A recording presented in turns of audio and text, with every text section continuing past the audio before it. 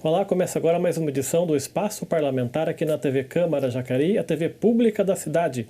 Hoje o meu convidado é o vereador do PSDB, Edgar Sasaki. Muito obrigado pela sua presença, por ter aceitado o nosso convite.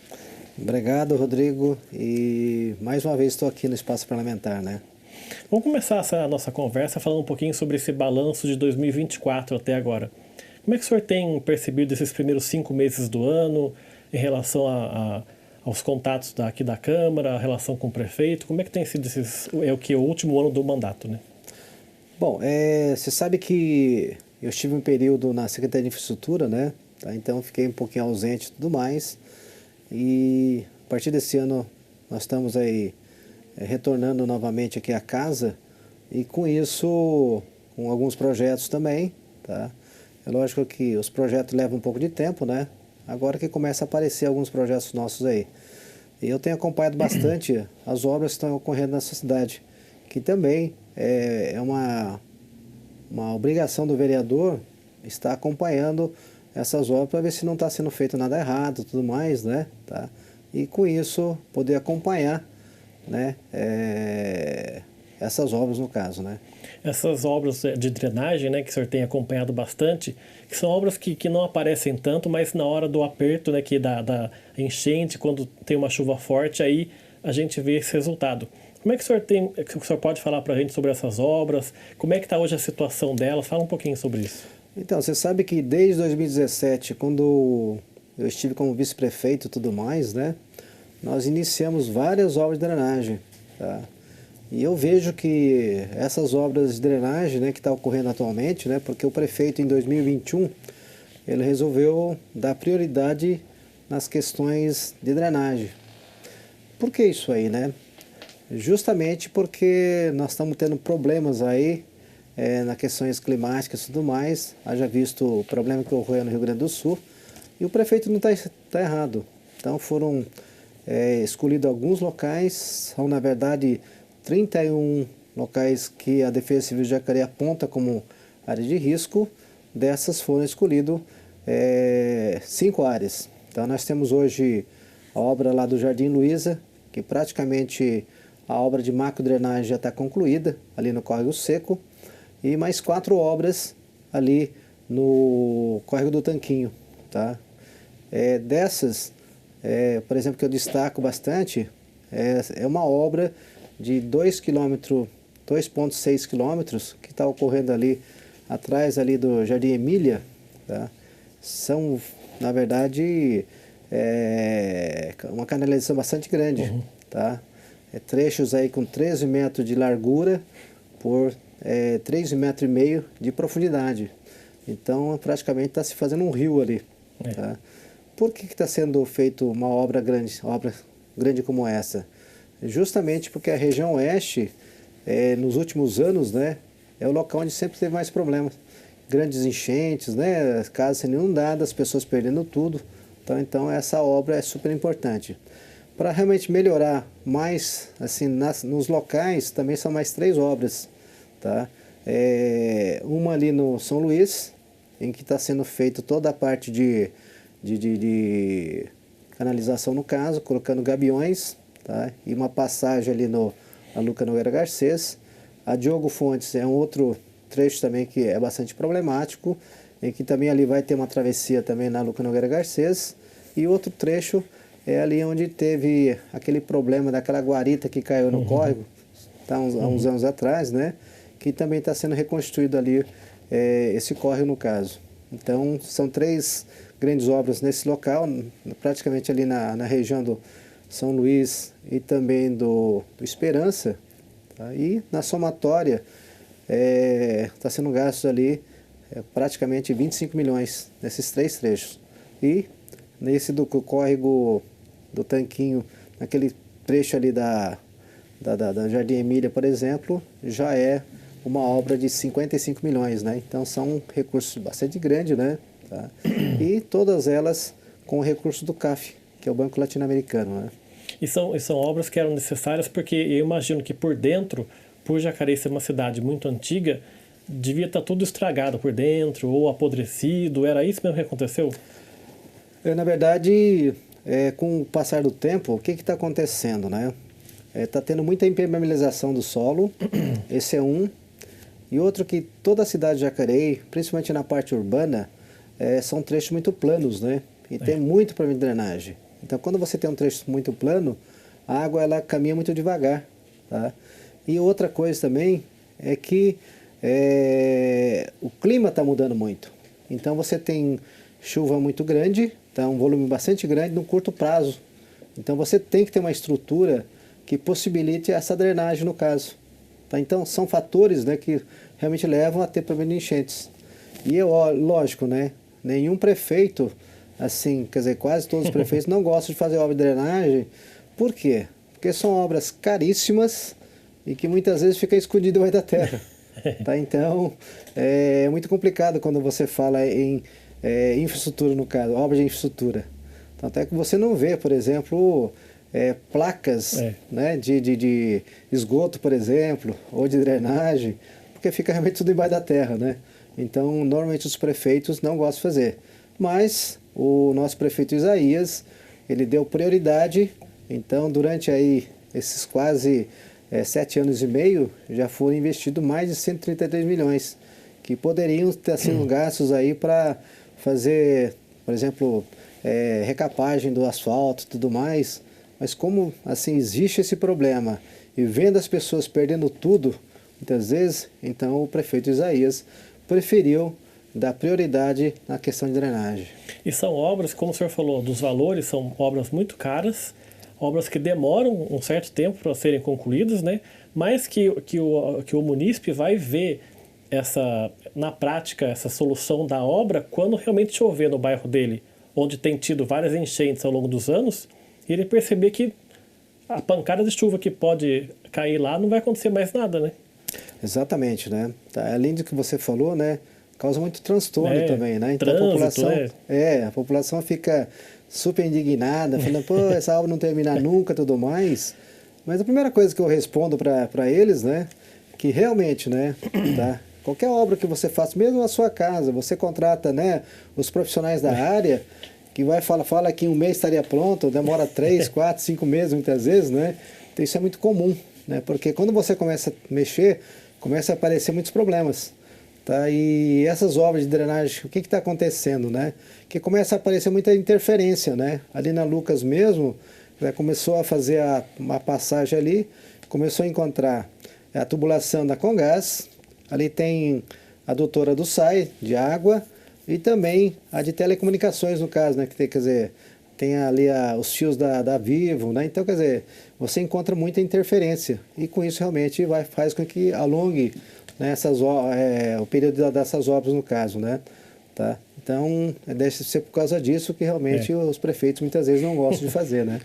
Outro assunto que também está muito em pauta hoje, principalmente esse ano, é os casos da dengue, que em Jacareí explodiram, principalmente no começo do ano, teve várias mortes também na cidade.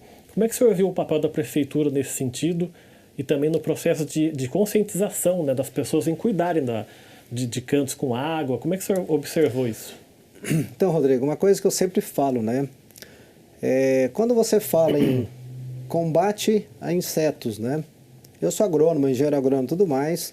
Eu tive o curso de entomologia, tudo mais, que é a parte de estudos na parte de insetos e tudo mais, e também tem a parte de controle. E eu fiz assim cursos de pulverização, tudo mais, então eu tenho uma noção do que realmente são essas pulverizações, né? E Jacareí adota uma prática um pouquinho diferente de São José, tá? Aqui se que se faz muito na verdade, o controle em loco.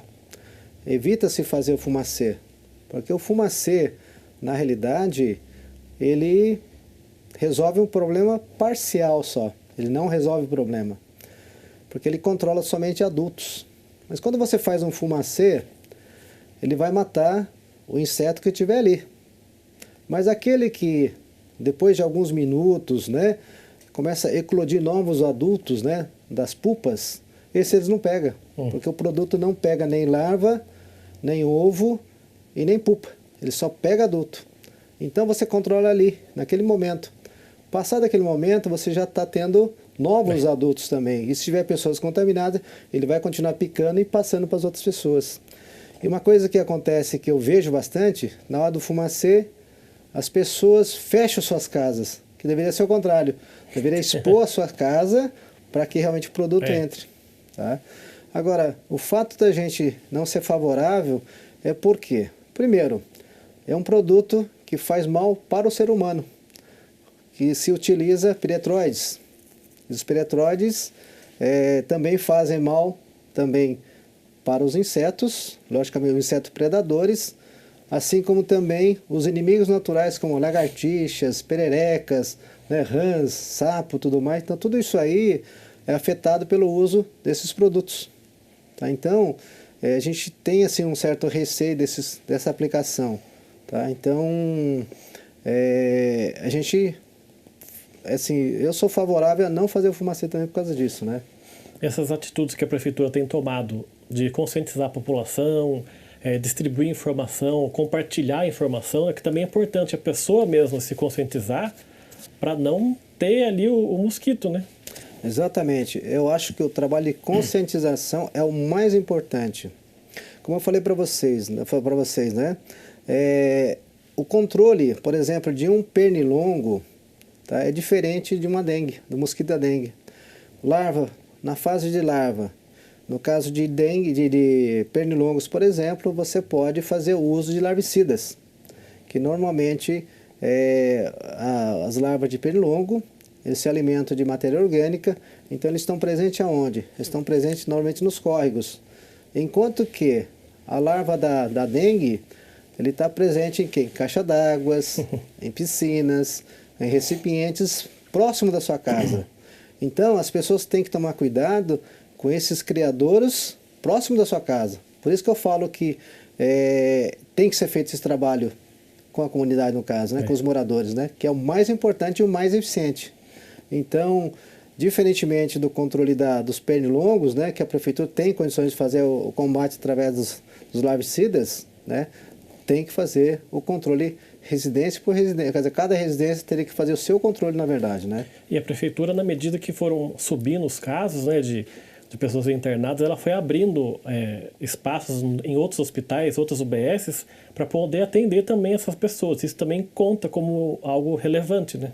Exatamente, né? Então, quer dizer, nesse momento, né, quando ocorre uma contaminação maciça, no caso, né, de dengue, por exemplo, tem que realmente fazer esse trabalho maior, né? E as UBSs foram utilizadas para esse fim também. Quero falar sobre alguns trabalhos seus aqui no seu mandato. Um deles, o senhor fez um requerimento para o DR, Departamento de Estradas de Rodagem, pedindo melhorias no acesso à Estrada Municipal das Palmeiras. Como é que está hoje essa situação? Como é que começou isso? Então, na verdade, um casal de moradores entrou em contato conosco e solicitou que fizesse uma intervenção junto ao DR Taubaté, no sentido que fizesse um acesso à Estrada das Palmeiras. Para quem não conhece a Estrada das Palmeiras, é o acesso ao bairro do Mato Dentro. Tá? Então, é um local onde nós temos muita gente, tá? E como tem a rodovia Nilo Máximo, né? Então é perigoso, já houve alguns acidentes, né? Tá? Então nós estamos solicitando para o DR Taubaté que fizesse um estudo na possibilidade de melhorar esse acesso no caso, né? Tá? Então por essa razão que nós fizemos esse requerimento.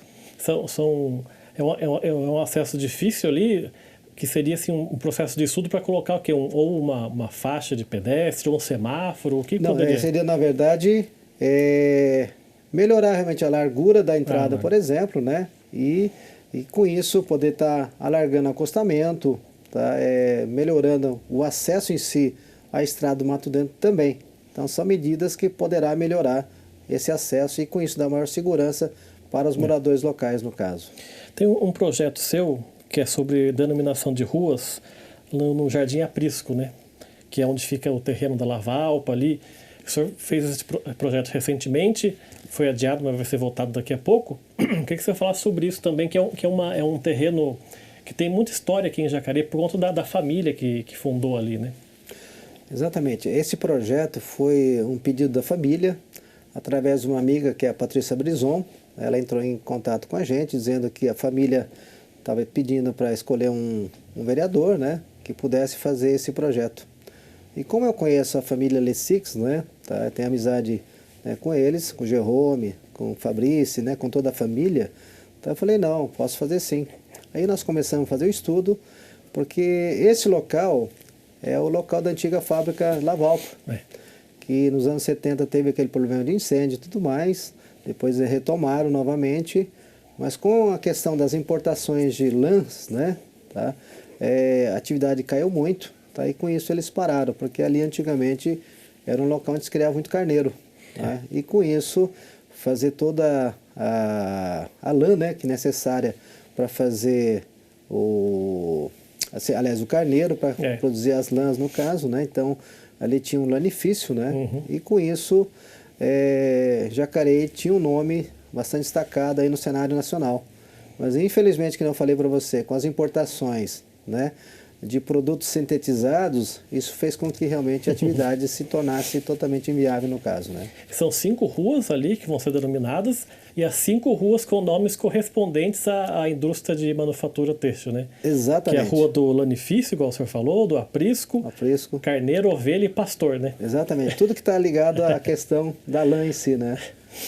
Agora, 2 indicações que eu queria falar com o senhor também. A primeira é sobre uma indicação que o senhor fez ao prefeito, pedindo estudos para ver se é possível fazer uma feira noturna aqui em Jacareí. Queria saber como é que está essa situação, que bairro que seria feita essa feira. Então, nós fizemos um pedido no começo da nossa legislatura em 2021 e nós reiteramos novamente. Tá? Por quê?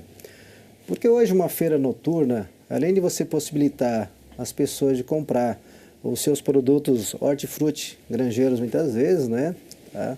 Ela também dá uma oportunidade para fazer uma coisa mais gastronômica também. Tá? Então, alguns locais onde eu conheço tem tido sucesso, né? Porque, com certeza, quando você coloca comida, né, realmente as pessoas vêm, né? Tá? Então, a intenção é realmente melhorar o desenvolvimento econômico do município, né? Através dessas atividades, né? Tanto gastronômica como também de venda de produtos hortícolas granjeiros, no caso. Provavelmente, se fosse aceito isso, seria feito mais na região central, né, de Jacareí, né? Ah, sim, já tem alguns estudos de alguns locais, tá? Infelizmente, na época, ainda no período em que estava com o problema de Covid e tudo mais, né? Eles praticamente colocaram o pé no freio, mas agora nós estamos pedindo novamente. Então, esperamos aí que saia essa feira noturna, no caso, né? É que a pessoa geralmente sai do trabalho, né? Aí teria mais essa opção, se quisesse. Exatamente, é exatamente isso. Porque as feiras livres normais são no período da manhã. E as pessoas hoje, né, tanto o marido como a mulher, né, trabalham fora, né, e não tem essa oportunidade de comprar. Agora, se você fizer à noite, tá, um ambiente mais fresco e tudo mais, né, assim, como né, não é tão quente como no período diurno, né, tá, então possibilita até a comprar um produto melhor ainda. Tá, e oportunizar as pessoas a comprarem nesses locais, no caso.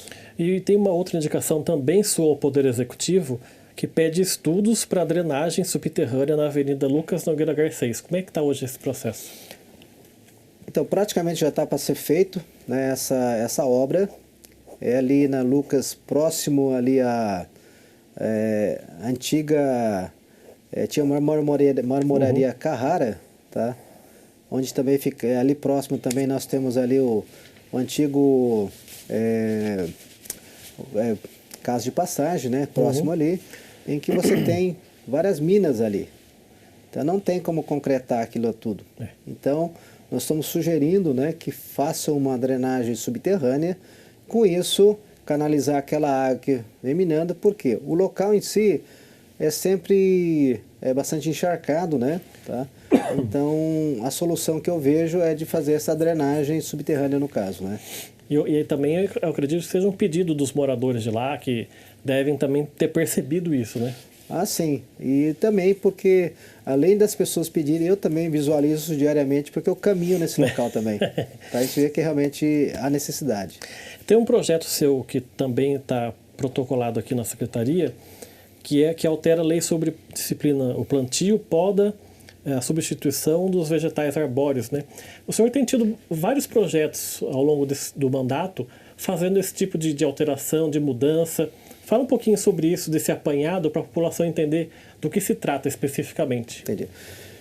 Em 2022, nós pegamos todas as leis que existiam no município sobre plantio, supressão, poda. Então, tudo que falava sobre esse assunto, nós concentramos num projeto só. Esse trabalho foi feito em conjunto com a Secretaria de Meio Ambiente e conseguimos aprovar isso em 2022. Então, hoje é uma lei. E o ano passado começamos a novamente mexer no assunto que também se refere à questão de plantio, mas isso em rotatórias. Nós conseguimos aprovar o projeto esse ano, em que você disciplina esse plantio, tanto em rotatórios como também em canteiros centrais. Que assim, não é por falta de conhecimento muitas vezes das pessoas que vão ir lá e plantam uma árvore. Só que ela planta uma árvore que tem um porte muito grande, ela planta lá uma palmeira que vai ficar gigante, que pode, por exemplo, aquelas folhas, né, de palmeira imperial ou real mesmo, né, que chega a ter ali 20, 30 quilos uma folha dessa. Imagine uma folha dessa cair na rua, tá, numa avenida em que tem o canteiro central. Vem um veículo, uma moto, por exemplo, né, em que de repente está ventando, cai uma folha dessa. Você imagina o estrago que vai fazer. Pode até provocar um acidente fatal para o motoqueiro, muitas vezes, né? Então, as pessoas muitas vezes não sabem, né, que essas árvores podem provocar esses acidentes. Então, nós estamos, na realidade, disciplinando o plantio em si. Não é que é proibido, tá? Ela pode plantar nesses locais, desde que a Secretaria de Meio Ambiente autorize a plantar. É uma questão até de trânsito. Tá? Então, por exemplo, numa rotatória, em que uma pessoa, por exemplo, planta uma árvore de pequeno porte, que tem tem muitas folhas, ela pode impedir a visão das pessoas, né, que acaba virando um ponto cego. E com isso provocar acidentes também. Então, quer dizer, nós estamos disciplinando como é que tem que ser feito esse plantio, que tipo de plantas tem que ser plantadas, né? Então, aconselho-se, por exemplo, plantar árvores de pequeno porte, né, assim de 50 a 100 centímetros, né, no máximo, né, que não tire a visão do motorista no caso.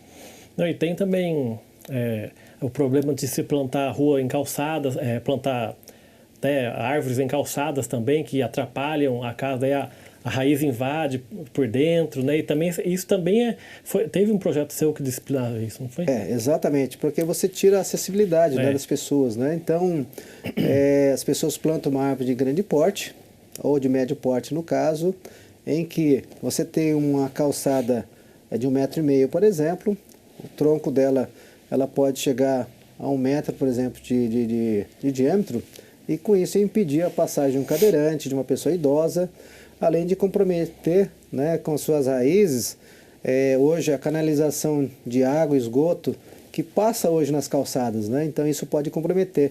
E também essas árvores, tá, quando são de médio grande porte, também afetar a rede elétrica também. Então, para se evitar futuras supressões, nós estamos disciplinando, né, fazendo uma lei que disciplina esse plantio. Tanto é que hoje, embaixo da rede elétrica, só se planta árvores de pequeno porte, para justamente não dar problema de supressão futura. Tá? Porque as pessoas plantaram uma árvore que estava bonita, tudo mais, só que esquece que essas plantas crescem muito.